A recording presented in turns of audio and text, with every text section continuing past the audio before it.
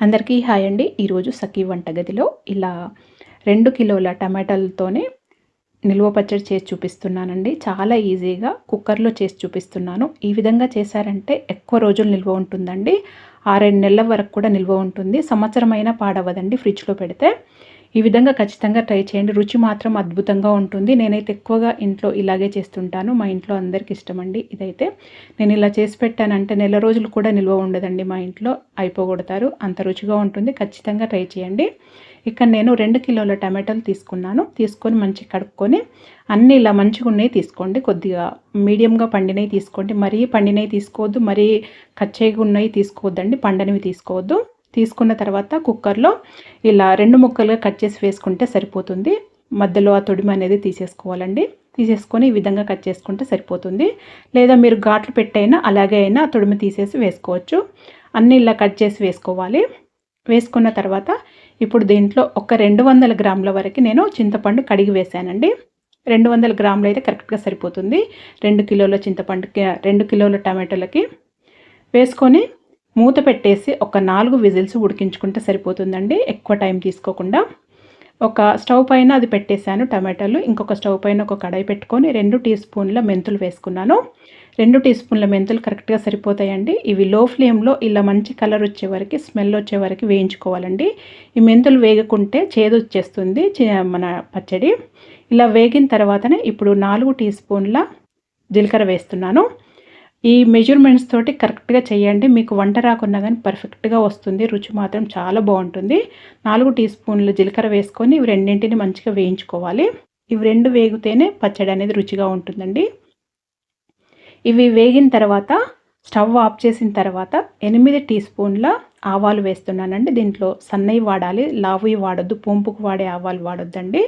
సన్న ఆవాలు వేసుకొని జస్ట్ ఆ వేడికి కలుపుకొని వదిలేయాలండి. చల్లారనియాలి. ఇవేమి ఆవాలు వేయించని అవసరం లేదు. ఆ వేడికి వేగితే సరిపోతుంది.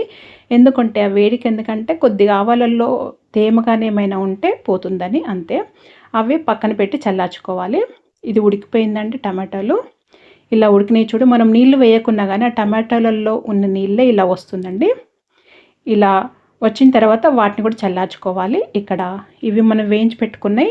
ఇవి ఆవాలు ఇవన్నీ చల్లారిపోయినాయి. చల్లారిన తర్వాతనే మిక్సీ జార్లో వేసుకొని మిక్సీ పట్టుకోవాలండి.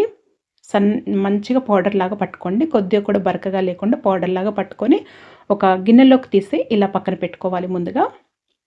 ఇప్పుడు అదే మిక్సీ జార్లో ఒక 200 గ్రాముల వరకు వెల్లుల్లిపాయలు ఒలిచి పెట్టుకున్నానండి. ఈ వెల్లుల్లిపాయలు మీ ఇష్టం అండి. వేసుకుంటే వేసుకోవచ్చు, లేకపోతే లేదు. ఇది వేసుకుంటే రుచి మాత్రం చాలా బాగుంటుందండి. ఖచ్చితంగా ట్రై చేయండి. ఇది వెల్లుల్లిపాయలు ముందుగా వేసుకొని ఇలా మిక్సీ పట్టుకోవాలి. ఇది పక్కకు తీసైనా పెట్టుకోవచ్చండి. నేను అందులోనే ఈ టమాటాలు కూడా వేసి మంచిగా పేస్ట్ లాగా మిక్సీ పడతానండి. అలాగైతే కొద్దిగా కూడా అవి వెల్లుల్లిపాయలు అనేది ముక్కలుగా ఉండకుండా బాగుంటుంది పచ్చడి. ఇలా మిక్సీ పట్టుకొని ఓన్లీ ఆ టమాటాలు మాత్రమే తీసి మిక్సీ పట్టుకోవాలండి. టమాటాలు, చింతపండు ఇలా మిక్సీ పట్టుకున్నది ఒక పెద్ద గిన్నెలోకి వేసుకోవాలి. అంతా కూడా ఇలాగే మిక్సీ పట్టుకోవాలండి. ఇప్పుడు లాస్ట్‌లో ఆ నీళ్ళు ఉన్నాయి కదా, ఆ నీళ్ళని దీంట్లో వంపేసుకోవాలండి. అవి తీసేయకూడదు ఈ పచ్చళ్ళలో నుండి. ఇప్పుడు అవన్నీ అలా మిక్సీ పట్టుకొని పక్కన పెట్టుకున్న తర్వాత మనము పొయ్యి పైన ఒక కడాయి పెట్టుకొని ఇక్కడ నేను నువ్వుల నూనె వాడుతున్నానండి. 200 ml తీసుకున్నానండి. తీసుకొని దీంట్లో ఒక 2 టీ స్పూన్ల ఆవాలు వేస్తున్నాను. అలాగే 2 టీ స్పూన్ల జీలకర్ర వేస్తున్నాను. ఈ ఆయిల్ కూడా చూసుకొని వేసుకోండి. నేను ఇక్కడ మొత్తము 400 ml నూనె వాడానండి. ఇంచుమించుగా ఒక అర కేజీ నూనె వాడాను. అర కేజీకి తక్కువనే ఉందండి. నేను అర కేజీ ప్యాకెట్ తీసుకొని ఒక క్యాన్లో వేసుకున్నాను. ఇప్పుడు ఆవాలు, జీలకర్ర కొద్దిగా వేగిన తర్వాత కరివేపాకు వేసుకోవాలండి. మనం ఈ నిల్వ పచ్చడి కాబట్టి ముందుగానే కరివేపాకు వేసుకొని మంచిగా వేయించుకోవాలి. అది వేగితేనే పచ్చడి అనేది నిల్వ ఉంటుంది. లేదా మీరు వద్దు అనుకుంటే స్కిప్ చేసేయచ్చు ఇది కరివేపాకు. ఇది వెల్లుల్లిపాయలు కూడా మళ్ళీ ఒక ఎల్లిగడ్డ మొత్తం ఇలా కచ్చపచ్చగా దంచుకొని ఇలా వేసుకోవాలండి. రుచి చాలా బాగుంటుంది పోంపులో వేయటం వల్ల.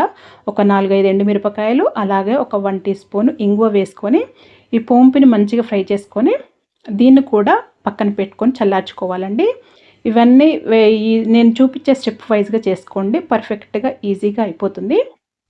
ఇక్కడ ఈ పోంపు చల్లారనియాలండి పక్కన పెట్టి. అంతవరకు ఇది మనం మిక్సీ పట్టుకున్నది టమాటాది పొయ్యి పైన పెట్టి ఒక 1 టీ స్పూను పసుపు వేసానండి. 1 టీ స్పూన్ సరిపోతుంది, ఎక్కువేం అవసరం లేదండి. వేసుకొని కలుపుకొని పొయ్యి పైన పెట్టి లో ఫ్లేమ్లో పెట్టుకొని మొత్తం ఉడికించుకోవాలండి ఇది. దీంట్లో మళ్ళీ ఒక 200 ml నూనె వేస్తున్నానండి. మొత్తం నేను 400 ml నూనె వరకు వాడానండి దీంట్లో. ఈ నూనె వేసుకొని మొత్తం గట్టిగా అయ్యే వరకు ఆ నూనెలో మనం ఇది చింతపండుది, మనం ఇది టమాటాలది ఈ పేస్ట్ అంతా మంచిగా ఇలా ఉడకాలండి. కొద్దిగా కూడా ఉడకకున్నా కానీ నిల్వ ఉండదు పచ్చడి. చూడండి కలర్ చేంజ్ అయింది, గట్టిగా అయింది, సగం వరకు వచ్చింది చూడండి. ఈ విధంగా అవ్వాలి. లో ఫ్లేమ్లో పెట్టి మధ్య మధ్యలో కలుపుకుంటా ఉడికించుకోండి. అలాగైతే మీకు ఎన్ని నెలలైనా కానీ ఫ్రెష్గా చాలా రుచిగా ఉంటుంది, అస్సలు పాడవదు. ఇది కొద్దిగా ఉడకకున్నా కానీ ఇది పచ్చడి అనేది బూజొచ్చేస్తుందండి, అందుకనే నిల్వ ఉండదు. ఈ స్టెప్ మాత్రం మంచి కరెక్ట్గా చేసుకోవాలి.